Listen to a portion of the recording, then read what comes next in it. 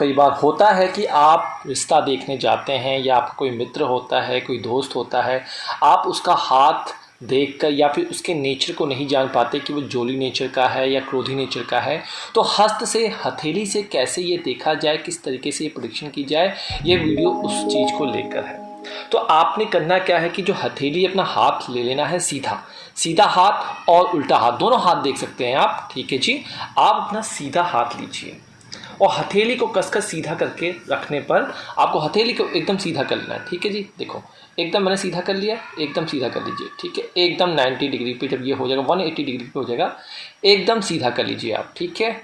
एकदम सीधा करके रखने पर अगर उंगलियां जो हैं, अब देखिए ये उंगलियां जो है ऊपर का जो पोर्शन है, अगर आपको लगता है कि बाहर की तरफ कर्व हो रहा है, देखिए अब मैं एकदम स्ट्रेच कर रहा हूँ और बाहर की तरफ देखिए कर्व हो रहा है, अगर ध्यान से देखेंगे तो उंगलियां जो हैं वो कर्व होती हुई नज़र आ रही हैं, बाहर की तरफ निकल रही हैं इस तरीके से।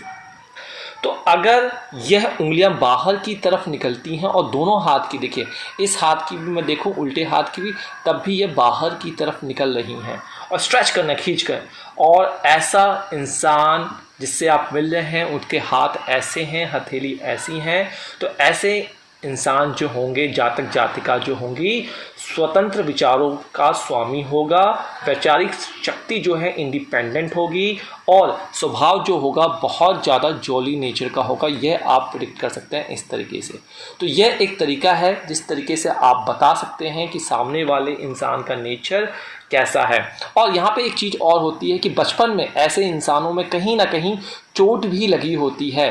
चोट कैसे, चाकू से हाथ कट जाना या फिर किसी तीखी चीज़ के साथ एक्सीडेंट हो जाना या चोट लग जाना, ऐसी चीज़ें भी देखने को मिलती हैं जब हस्तरेखा इस तरीके की होती है। ये चीज़ आप गांठ बांध के नोट कर लीजिए। अब ये तो हो गया सीधा। अब अगर ये मान लीजिए सीधा ना हो, कई लोग होंगे, कई लोग होते भी हैं, इतनी हमारे देश में और विश्व में इतने सारे आबादी है, उसमें कई जातक जातिका ऐसे होंगे जिनका पीछे नहीं जा रहा होगा, उनका आगे सीधा करने पे आगे की तरफ ऐसे मुड़ रहा होगा।